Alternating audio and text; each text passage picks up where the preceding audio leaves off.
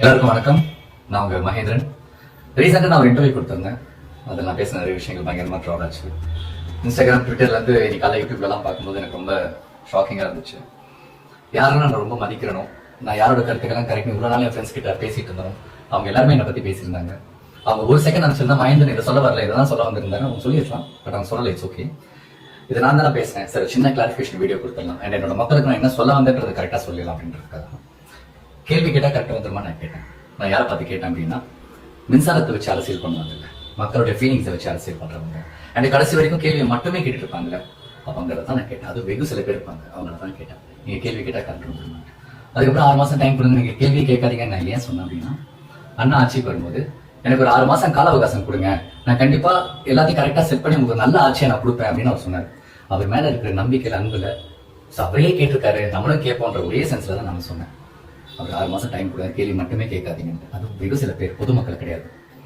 And அப்புறம் இந்த solar சிஸ்டம்லாம் சொன்னேன். எஸ், அது என்னுடைய தப்பு தான், அது என்னோட வார்த்தை பிழை தான். நான் ஒன்றும் பயங்கரமான ஸ்டூடெண்ட்லாம் கிடையாது. நான் ரொம்ப கஷ்டப்பட்டு 10th முடிச்சுட்டு அப்புறம் 12th போய் 11th 12th படிக்க முடியும், நடுவில் ஓடி வந்தேன். ஸோ ரொம்ப சாதாரண ஒரு ஆவரேஜ் ஸ்டூடெண்ட் தான். ஸோ அதனால நான் தப்பா சொன்னது. நான் வந்து சோலார் எனர்ஜின்னு சொல்லியிருக்கலாம், சோலார் பவர்னு சொல்லியிருக்கலாம், சோலார் பேனல்னு சொல்லியிருக்கலாம், இந்த மாதிரி நிறைய விஷயம் சொல்லியிருக்கலாம். அங்கே நான் சரியாக என்னால் சொல்ல முடியல. நான் என்ன சொல்ல வந்தேன் இப்போ நான் சொல்கிறேன்.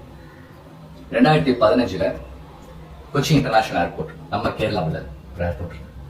அந்த என்டையர் ஏர்போர்ட்டும் சோலார் எனர்ஜி சோர்ஸ்ல தான் அது ஒர்க் ஆயிட்டு இருக்கு. என்டையர் ஏர்போர்ட் நீங்க ஃபுல்லா பாத்தீங்கன்னா ஏர்போர்ட்டை சுத்தி சோலார் பேனல்ஸ் தான் இருக்கும். அதுல வர்ற அந்த எனர்ஜி சோர்ஸ்ல தான் அந்த ஏர்போர்ட்டே ரன் ஆயிட்டு இருக்கு. உலகத்திலேயே ஃபர்ஸ்ட் ஏர்போர்ட். நான் பார்த்திருக்கேன். அப்ப நினைச்சிருக்கேன், ஏன் நம்ம தமிழ்நாட்டுல இந்த மாதிரி எல்லாம் இல்ல? நம்ம கிராமத்துல எவ்வளவோ மக்கள் கஷ்டப்பட்டு இருக்காங்களே, அங்க ஒரு கவர்மெண்ட் செஞ்சதே, இந்த நம்ம ஊர்ல கவர்மெண்டே செய்யலையா அப்படின்னு நான் நினைச்சேன்.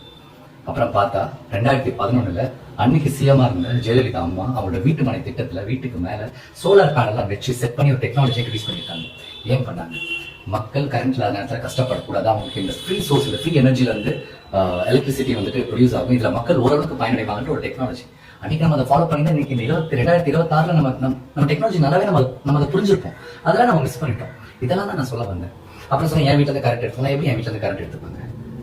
என் வீட்லயும் கரண்ட் எடுத்தாலும் எடுத்துக்கோங்க, நான் இப்படியே இருக்கேன், கஷ்டப்படுறேன், இந்த மக்களோட மக்கள் கஷ்டப்படுறேன்னு தானே சொல்ல வந்தேன்.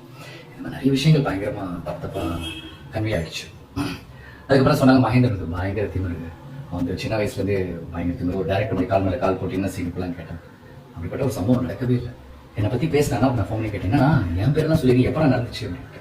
அப்போ சொன்னா, இல்லை மகேந்திரா, எனக்கு சின்ன வயசுல இருந்தே தெரியும், நான் சும்மா இதை விளையாட்டுமா பேசி சும்மா ஒரு ஃபண்ணுக்கு அப்படி பேசிட்டேன் அப்படின்னு. சரி, நான் பரவாயில்ல, நான் விட்டுட்டு 2 வருஷம் ஆச்சு. இன்னைக்கு நீங்கள் அதையும் கதறிட்டு இருக்கீங்க. மகேந்திரன் ஒரு ஆட்டிடியூட் அவன் யாருமே மதிக்க மாட்டேன்.